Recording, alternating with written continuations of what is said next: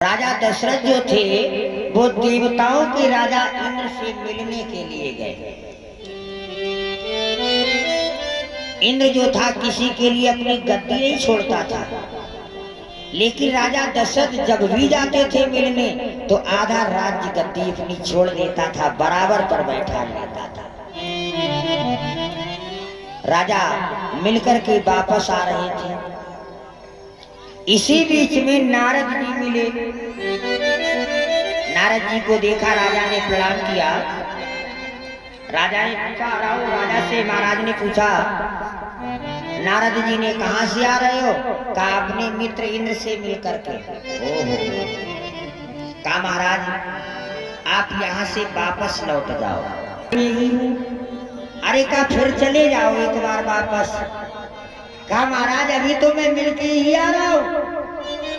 नारद जी बोले एक बार यहीं से लौट जाओ। ऋषि की बात, चलो कोई बात नहीं। राजा दशरथ यहाँ से वापस फिर इंद्र के लिए चल पड़े मिलने के लिए। उधर से क्या देखा, रास्ते में एक धोबी आ रहा था, कपड़े की पोटली बांधे हुए, और राजा दशरथ को गालियां बक रहा था। राजा दशरथ बराबर पर पहुंच गए, रोक लिया उसे। भैया गाली किसे दे रहे हो? का राजा दशरथ को। का मुझे जानते हो? कहाँ जानते हैं? का कौन हूं? का राजा दशरथ। का क्यों? हमें जानते भी हो, हमारे सामने भी गाली दे रहे हो। क्यों दे रहे हो भाई? मैंने आपका क्या बिगाड़ा? का महाराज आपने बहुत कुछ बिगाड़ा है। का मैंने क्या बिगाड़ा? का महाराज मैं गाली इसलिए दे रहा हूं कि हमारे अपने मित्र से मिलकर के तुम अभी गए और फिर जा रहे हो, तो आपको क्या कष्ट है भाई? हम अपने मित्र से 10 बार मिलूं? का महाराज मैं गाली इसलिए दे रहा हूं, जब अपने मित्र से मिलने जाते हो तो सारे राज्य के पूरे कपड़े मुझे धोना पड़ता है। ऐसा क्यों?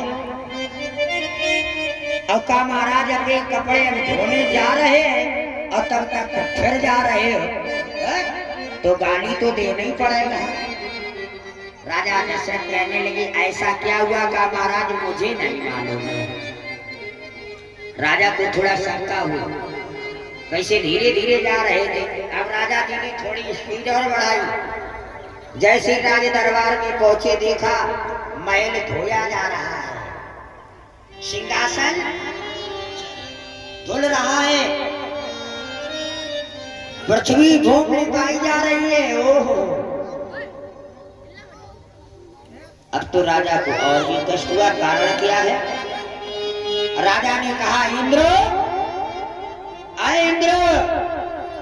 इंद्र दौड़ करके आया, एकदम गले से लगाया, मित्र अभी तो आप गए थे फिर वापस आ रहे हो? कहा पहले ये बता, धोबी गाली दे रहा था, तुम सिंहासन धुलवा रहे हो, ये पृथ्वी लिपवा रहे